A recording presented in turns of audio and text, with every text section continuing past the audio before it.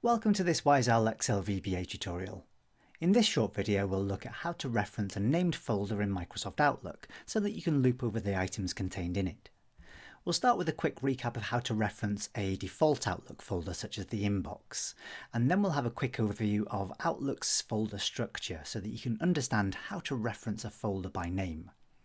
Once we've captured a reference to a specific folder, we'll look at how to loop through the folder items. We'll then look at how you could reference a subfolder within any folder in Outlook, and then how you can write the details of the email objects in the folder into an Excel worksheet. So let's get started. In the previous part of this series, we looked at how to loop over the items of the inbox folder of an Outlook account. Outlook makes it quite easy to access any of the default built-in folders such as inbox, drafts, sent items, etc. But what if you wanted to access one of the non-default folders, one that you created yourself? So in this case, for instance, the Dell folder.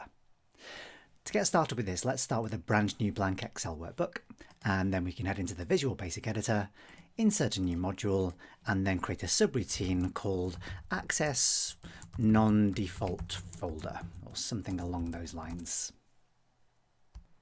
Next, we can set a reference to the Outlook object library in the usual way by heading to Tools, choosing References, and then scrolling through the list to find Microsoft Outlook. When you've found the Outlook object library, you can check the box next to its entry and then click OK, and then we can start declaring some variables. The first one I'll declare will hold a reference to an Outlook application object, so dim OL as outlook.application. I'll also need a variable to access the namespace that contains all of the items I want to access, so I'm going to say dim ns as outlook.namespace. Just in case you didn't watch the previous videos in this series, the namespace is essentially the root object which holds all of the folders and items in a particular Outlook account, so we need to access one of those to access anything else within that account. We'll also eventually have a reference to a folder object, so while I'm here, let's declare another variable called fol as outlook.folder. Now we can start setting what these variables will reference. Let's set OL to be equal to a new instance of the Outlook application, and then we can use that variable to set a reference to the namespace, so set ns equals ol.getNamespace. Now, if you watched the previous video in the series, you'll remember that the only available namespace in Outlook is called MAPI, or Messaging Application Programming Interface, to give it its full title. Thank goodness they shortened it to MAPI. And now that we have access to that, we can start referencing folders in that namespace. So just as a very quick reminder, if I wanted to get access to one of the built-in folders, I can say set fol equals ns.getDefaultFolder. If I then open some parentheses, I get a full list of all of the available built-in folders, so it makes it very easy to reference things like contacts, drafts, inbox, etc. Of course, what we want to be able to do is set a reference to a named folder, so this isn't quite the exact way we're going to do this. Let's get rid of that bit of code there. Before we can reference the folder that we want, we need to know a little bit about the folder structure within a namespace in Outlook. The namespace object has a folders property which returns a collection of all the folders at the root level of the namespace. Just to show you what folders that collection contains, we're going to use a basic for each loop. We're going to say for each fol in ns.folders.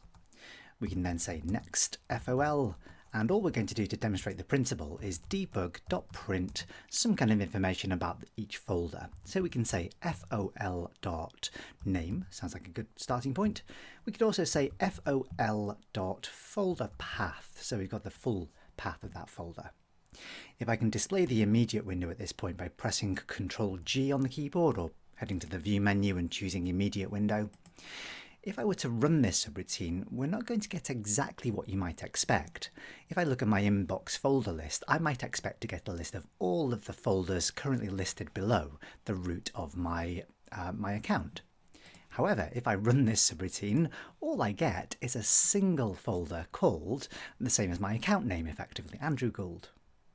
So the namespace contains essentially one single folder in its folders collection, which is the root of all of the other folders belonging to the account. What we want to do next is look at how we can loop over all of the folders in the root folder. So let's make a couple of simple changes. I'm going to say, first of all, a new variable. Let's declare something called root full as outlook.folder. I'd then like to set that root full object to reference the first folder in the folders collection of my namespace. So after I've set a reference to the namespace, I'm going to say set root full equals ns.folders. And then, as I know there's only one item in there, the collection is indexed from 1, I can simply enter the number 1. What I can then do is change my for each loop to say for each FOL in root full.folders. So the other major thing you need to know about the way folders work in Outlook is that each folder has its own folders collection. So where we have folders like work that has some subfolders, there's the folders collection of this one, and we have subfolders, etc, etc. So let's have a quick look at what we get when we run this subroutine. If I run this entire thing, now we start getting access to the individual folders and we can see the names that we can access. Now the point of this video isn't really to show you how to loop over collections of folders in Outlook. We're going to cover that in the next video.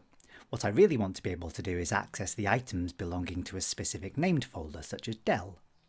So let's just remove our for each loop for the time being. We won't need that any longer. What I can then do is reuse my fol variable to set a reference to the folder called Dell within the root folder object. So I can say set fol equals root fol, and then refer to the folders collection. And then rather than writing in the number, the index number of the folder, I can also reference it by name. So I can say folders, open some double quotes, Dell, close the double quotes, close the parentheses, and that gives me access to that specific named folder. Now we can begin looping over the items that belong to the folder we've just referenced. And in order to do that, we need to reference the items property of the folder. So we can say fol.items. The small problem with looping over the items collection is that each item in the collection could be one of a number of different types. You can see from Outlook's documentation that there are many different possible types of item in Outlook. And because we can't guarantee the type that we're looking at each time we process a loop, what we should really do for safety is declare a variable using a generic object type. So I'm going to say dim I short for item, as an object. What I can then do is write a loop which says for each I in fol.items. I can then close that loop by saying next I, and that will successfully loop over each object belonging to the folder we've referenced. We'll just list out some basic information about each item using debug.print. So let's say debug.print I dot. Now, of course, sadly, because we've used an object type, we don't get any IntelliSense. The object could be absolutely anything. Fortunately, there are a list of standard common properties of each Outlook item. So one common property is called subject. Another common property is called creation time, if I remember properly. I.creation time. It's so inconvenient not having IntelliSense. And then one further property, we can test the class of the item as well. So let's just clear the contents of the immediate window and then run the subroutine one more time, and what we should do is get a list of all of the items belonging to the Dell folder, and there we go. If we look at the value returned by the class of each item, we can see that it's consistently the number 43. Now the number 43 represents an Outlook mail object. If we look at the OL object class documentation and scroll through the list, we can find OL mail number 43, which represents an item of the mail item class. If we did want a bit of IntelliSense and some help, and we assume that the items we're looking at in a particular folder are all of a particular type, we could declare a variable of that type. So let's head back to the code, and then let's declare a second variable or another variable, dim mi, as outlook.maileitem. What we can then do is write some extra code within the for each loop that first of all tests that the class of I matches the one we're looking for. So we can say if I.class, Now here we can either check if it's equal to the value 43, or as we have access to the IntelliSense, as we have access to the object library, we can also say OL mail. So if that's true, then what I would like to do is set my new variable to reference the item, so set mi equals I. And then what we can do is have a look at what we get in the IntelliSense here. So rather than just randomly guessing the common properties of any generic item, we can say mi dot and then see the exact properties of a mail item object. So we could say things like things that wouldn't apply to other types of items in Outlook. We could look for the sender name, for example. We could look for the mi body text, for example, that would print out the body of the email. That might be a little bit much to print out into the immediate window here. We could say mi dot time received, or sorry, beg your pardon, received time. I always get that the wrong way around. There we go. Oh, I should just close my if statement by saying end if, and then should I clear the contents of the immediate window and then run the subroutine again, here we can see essentially more information about each email, just in a somewhat more convenient way when we're writing the code. Using these basic principles, you can reference any named folder in your Outlook account, regardless of whether it's a folder belonging to the root folder, or whether it's a subfolder or a sub-subfolder, etc. Just to demonstrate that principle, let's have a look at something in the newsletters folder. If I look at my newsletters folder, this one contains a couple of subfolders, eBuyer and SQL Server, and each of these contains at least one mail item. So let's say I wanted to loop over all of the items in my SQL Server folder of my newsletters folder in the root folder. To reference that is pretty straightforward. I can say, rather than folders del, first of all, I know that that folder, the folder I want to reference here, is called newsletters. I know that each folder contains in itself a folders collection, so I can say folders newsletter dot folders, and then write in the name of the next folder, in this case SQL Server. If I then just clear the contents of the immediate window and then run the subroutine again, I'll find that I get a list of all of the items belonging to that subfolder. And you can continue this principle in as long a sequence as you like, so no matter how many folders and subfolders you have, you can keep on referencing the folders collection of each previous folder you've referenced. In the final part of the video, just to make the whole thing a little more useful, rather than write out the information to the immediate window, we can write the details of each email object into a worksheet.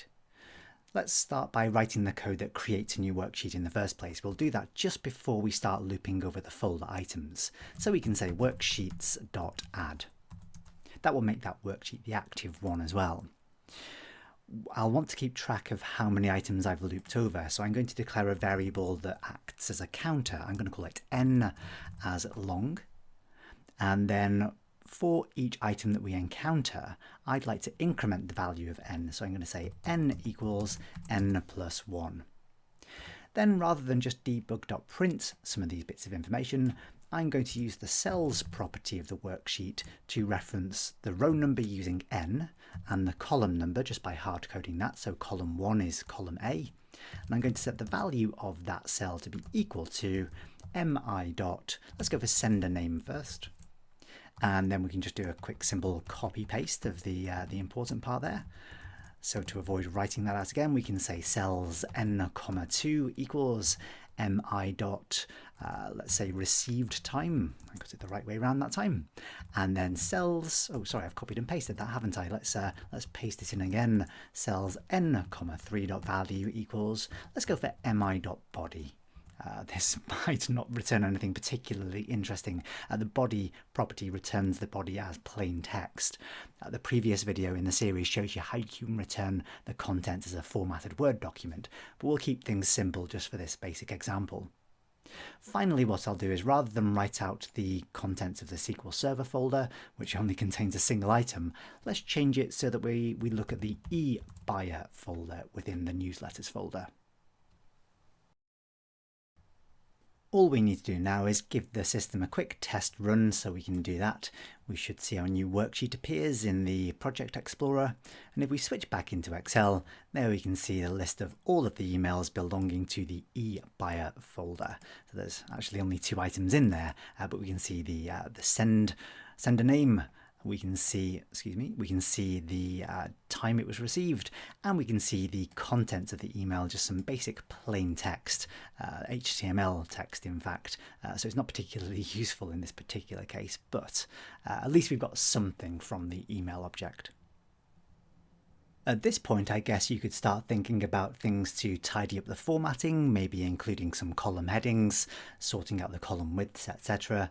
But as we've done those sorts of things in so many previous videos, and they're all relatively straightforward things to do, I think I'll leave that up to you. Hope you found some of the ideas in this video useful. Thanks for watching. See you next time.